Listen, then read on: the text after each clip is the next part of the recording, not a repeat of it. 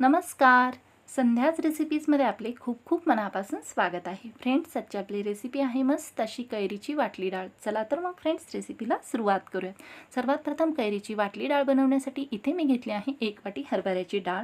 ही डाळ जी आहे ती घरी बनवलेली हरभऱ्याची डाळ आहे. तुम्ही इथे मार्केटमधील विकतची हरभऱ्याची डाळ ही वापरू शकता. याचे वजनी प्रमाण 100 ग्रॅम आहे. ही डाळ जी आहे ती मी स्वच्छ अशी निवडून घेतलेली आहे. आता ही डाळ 3 ते 4 पाण्याने मी स्वच्छ अशी धुवून घेणार आहे.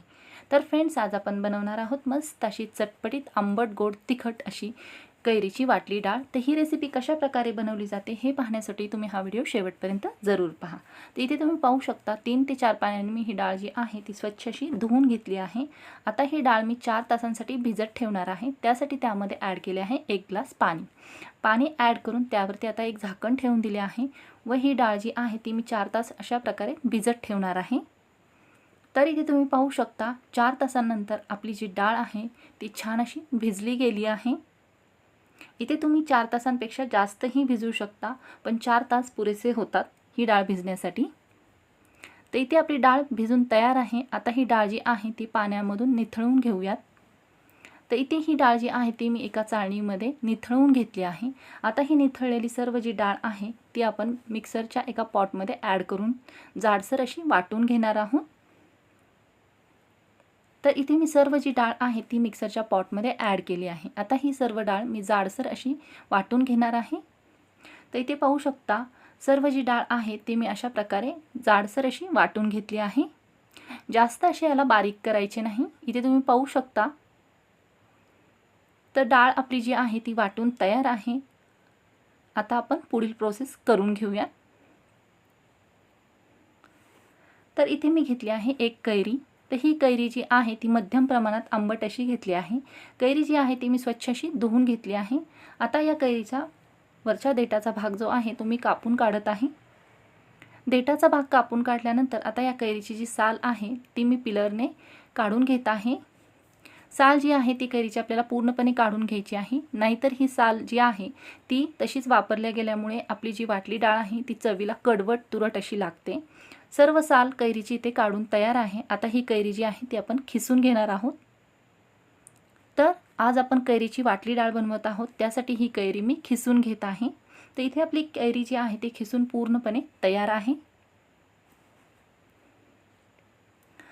आता ही जी खिसलेली कैरी आहे ती मी वाटलेल्या डाळीमध्ये ॲड करून घेणार आहे. सर्व कैरी जी आहे ती मी डाळीमध्ये ॲड करून घेतली आहे. आता यामध्ये बाकीचे साहित्य ॲड करूयात. सर्वात प्रथम 1 चमचा लसूण व मिरचीची पेस्ट ॲड करून घेतली आहे. चवीनुसार मीठ ॲड केले आहे. तसेच 1 चमचा साखरही ॲड केली आहे. सर्वात शेवटी यामध्ये ॲड करत आहे थोडीशी बारीक चिरलेली कोथिंबीर.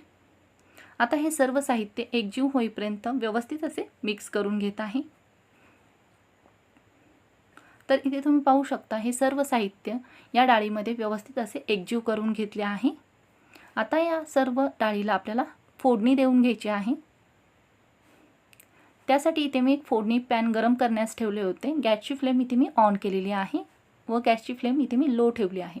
तेल आपले इथे गरम झाले आहे. 1.5 पळी तेल इथे मी या फोडणी पॅनमध्ये ॲड केले आहे. गरम झालेल्या तेलामध्ये ॲड केले आहे 1 चमचा मोहरी. तेलावरती मोहरी छान अशी तडतडली गेली की त्यामध्ये ॲड केले आहे 7 ते 8 कढीपत्त्याची पाने. कढीपत्त्याची पाने ही छान अशी तडतडली गेली की लगेचच गॅसची फ्लेम जी आहे ती मी इथे ऑफ केली आहे. गॅसची फ्लेम ऑफ करून फोडणी पॅन जे आहे ते मी गॅसवरून खाली उतरवून घेतले आहे. खाली उतरवून घेतल्यानंतर यामध्ये ॲड केली आहे अर्धा चमचा हळद, तसेच पाव चमचा हिंग. आता ही फोडणी चमच्याने व्यवस्थित अशी मिक्स करून घेतली आहे. मिक्स केलेली जी फोडणी आहे ती डाळीमध्ये ॲड करून घेतली आहे. आता ही जी फोडणी आहे ती चमच्याने व्यवस्थित अशी या डाळीमध्ये एकजीव होईपर्यंत मिक्स करून घेत आहे. अशा प्रकारे या डाळीला फोडणी दिल्यामुळे आपली जी कैरीची वाटली डाळ आहे ती खाण्यासाठी मस्त अशी खमंग व चटपटीत होते. तर फ्रेंड्स, अशाच प्रकारची ही रेसिपी तुम्ही नक्की घरी ट्राय करा व कमेंटद्वारे ही रेसिपी कशा प्रकारे झाली होती हे देखील मला जरूर कळवा. तर इथे तुम्ही पाहू शकता सर्व जी फोडणी आहे ती मस्त अशी एकजीव होईपर्यंत मिक्स करून घेतली आहे. इथे तुम्ही आपल्या कैरीच्या वाटल्या डाळीचा कलर पाहू शकता किती छान आला आहे. जितक्या छान प्रकारे हे दिसत आहे तितकीच छान ही खाण्यासाठी ही लागते. तर या रेसिपीसाठी लागणाऱ्या सर्व साहित्यांची यादी जी आहे ती डिस्क्रिप्शन बॉक्समध्ये दिलेली आहे, तिथे जाऊन तुम्ही चेक करू शकता, जेणेकरून ही रेसिपी बनवताना नक्कीच याचा तुम्हाला उपयोग होईल। यासाठी लागणारे साहित्य व त्याचे प्रमाण योग्यरित्या दिलेले आहे। तर इथे तुम्ही पाहू शकता, अशा प्रकारे पूर्णपणे खाण्यासाठी आपली आंबट गोड तिखट चटपटीत अशी कैरीची वाटली डाळ खाण्यासाठी तयार आहे। चैत्र गौरीच्या हळदी कुंकवासाठी ही खिरापत म्हणून वाटली जाते, तसेच तुम्ही ही जेवताना तोंडी लावण्यासाठीही म्हणून याचा वापर करू शकता। तर ही रेसिपी घरी नक्कीच ट्राय करा, अगदी लहानांपासून मोठ्यांना नक्कीच आवडेल। ही रेसिपी बनवण्यासाठी जास्तीचे काही साहित्य लागत नाही, अगदी झटकीपट तयार होणारी ही रेसिपी आहे। तर तुम्ही नक्कीच घरी ट्राय करा व कमेंटद्वारे मला तुमचा अनुभव जरूर कळवा। तर अशा प्रकारे पूर्णपणे आपली आंबट गोड तिखट चटपटीत अशी कैरीची वाटली डाळ खाण्यासाठी तयार आहे। तर फ्रेंड्स, ही रेसिपी जर तुम्हाला आवडली असेल तर नक्कीच लाईक करा, शेअर करा, सबस्क्राईब करा। तसेच चॅनेलवर नवीन असाल तर बेल आयकॉन जरूर प्रेस करा, म्हणजे अशाच प्रकारच्या नवनवीन रेसिपीज तुम्हाला पाहायला मिळतील। हा व्हिडिओ शेवटपर्यंत पाहिल्याबद्दल धन्यवाद। परत भेटूयात अशाच एका नवीन रेसिपीमध्ये।